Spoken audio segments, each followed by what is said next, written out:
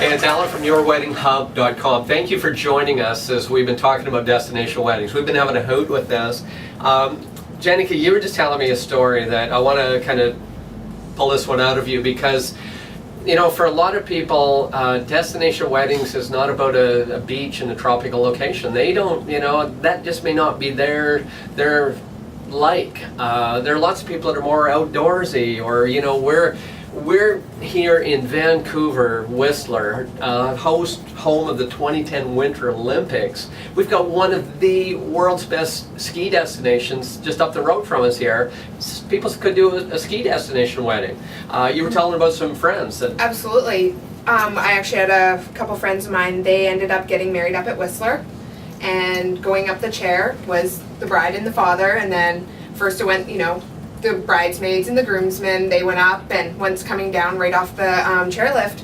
So you're telling me the procession was up the mountain? Up the mountain. Now that's the longest procession I've ever heard of. Yeah. That is so. And carry on. What happened? So coming down there, so they're both huge. He was huge into skiing, and she was a big snowboarder. So that's what they wanted to do for theirs. She had a dress on with her snowboard and went on up. And by the time they got up, the whole group of friends and family was already up there.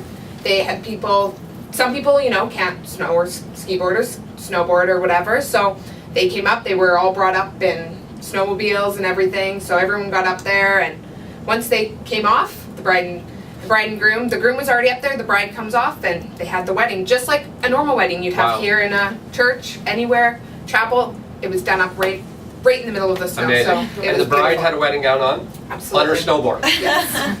So, It is you know, possible. that would have made it cool possible. showing her wedding shoes off. You Well, know? the wedding shoes can...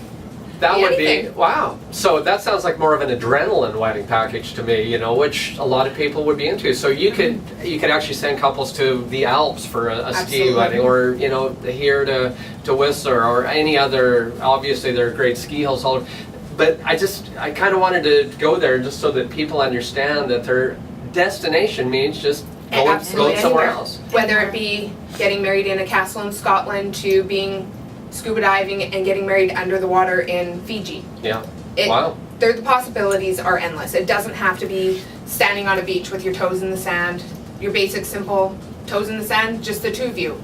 Did you just say getting married underwater? Absolutely. It is possible. You do have people that will get married that maybe scuba divers, whatever. They will be under there. They'll have their sign saying, I do everything. They'll do it right under So the water. they do it all with sign language. And, Yeah. Wow. That is amazing. I'm not even going to ask you to describe the kiss to me, but It's done well. You can see it. It does Wow. work. Yeah, definitely. so hopefully that gives you a bit of an idea. When you're planning a destination wedding, really you need to get creative. And I think tomorrow I'm going to pull Amanda into this, because she's been just sitting here so patiently and beautifully in the background, but she's been in the wedding industry for a long time. And you know, one of the things you need to be thinking about is what kind of a theme do you want? What kind of a wedding do you want when you get to that destination? So that gives you a great idea that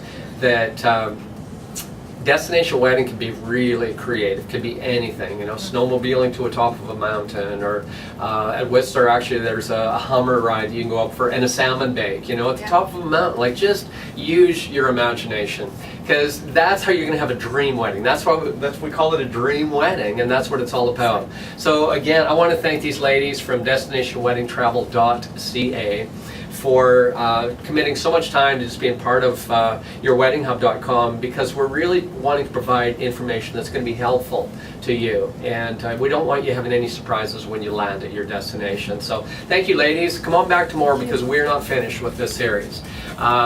Check us out on Facebook, follow us on Twitter, and again, DestinationWeddingTravel.ca. We'll see you tomorrow.